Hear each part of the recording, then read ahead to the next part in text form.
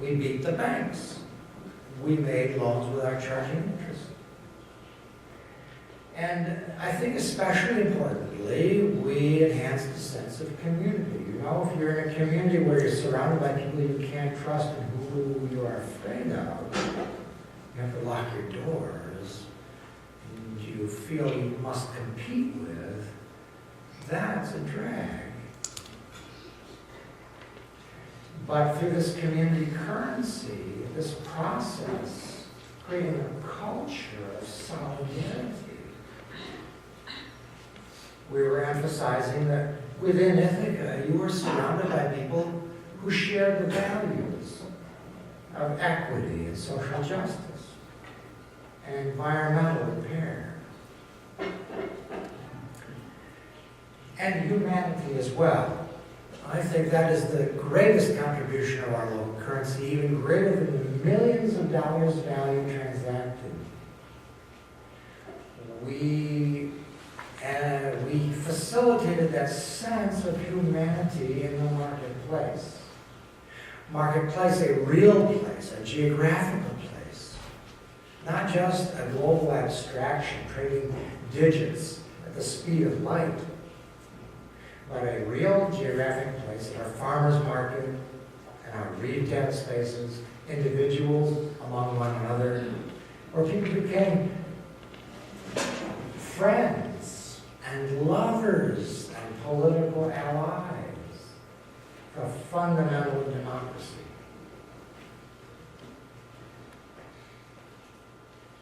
So that's one. That's one of the powers of local currency, to meet local needs. The second I would consider to be model.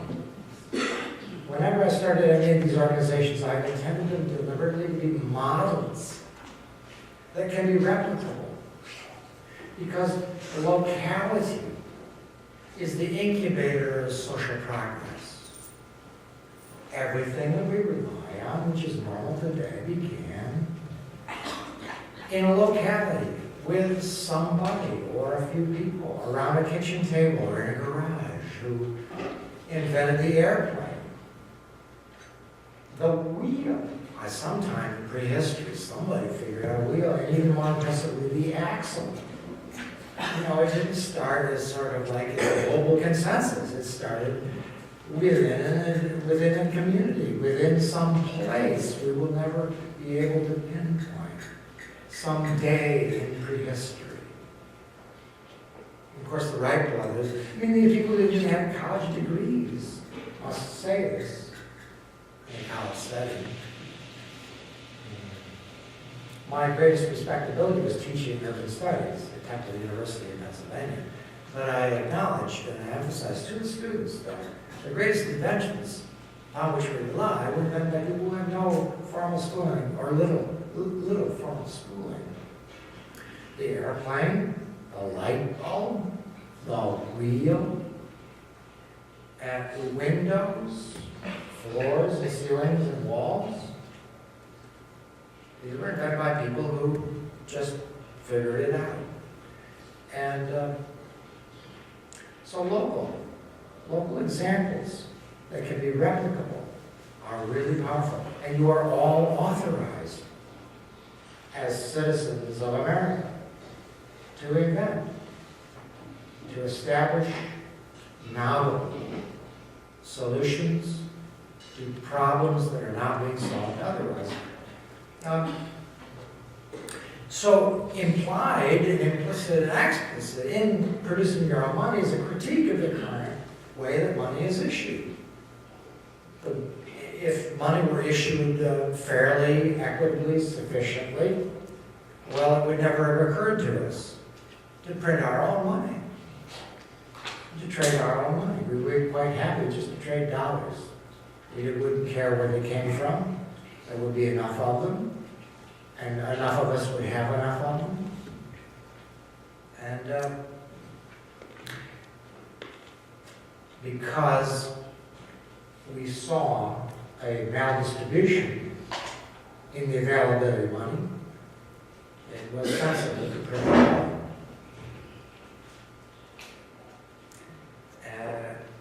I would invite you to consider. Let me ask you this question. It's like, Do banks exist primarily to keep our money safe? Someone is laughing. Everyone's laughing.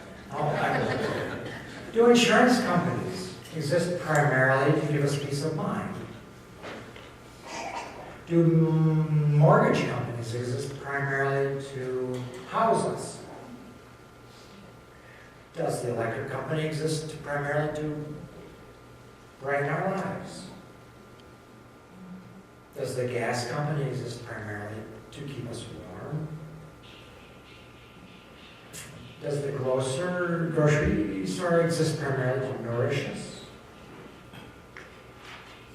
Do schools exist primarily to excite us about learning and prepare us to creatively engage the problems of our time?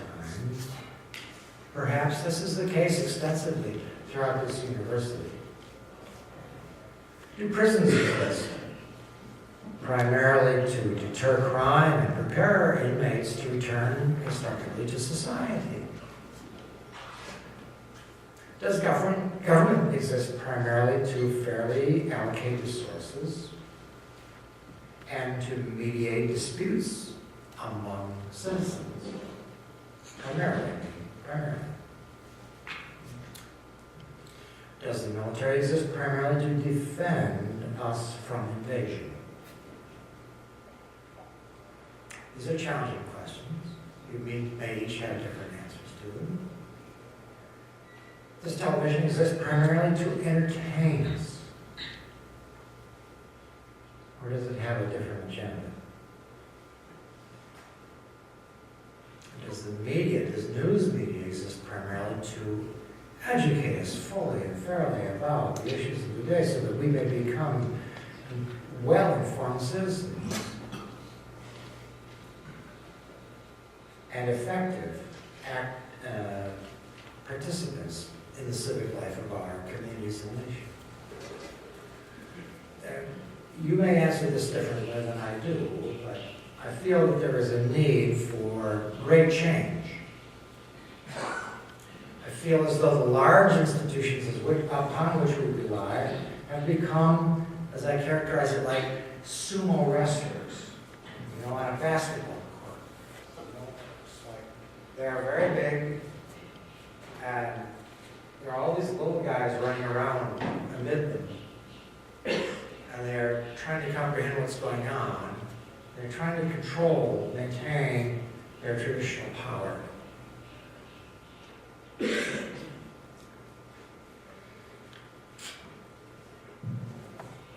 So that to me is a third power of local currency, to shift power toward the grassroots,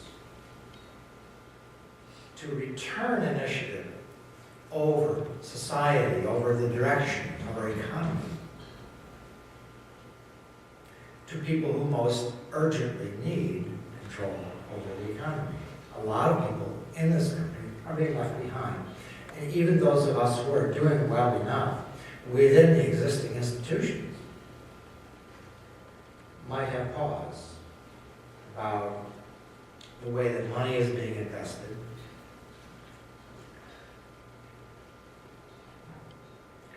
The fourth power of local currency, I think, most ambitiously, is to rebuild civilization, to totally rebuild, reboot civilization. We've heard critiques, concerns about our dependence on fossil fuels. And big money tends to move toward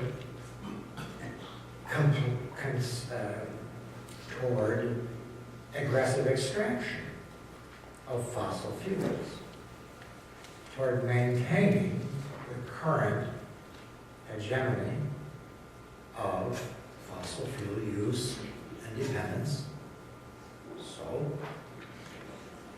to assist, to facilitate, to promote transfer of investment in the direction of alternatives to fossil fuel,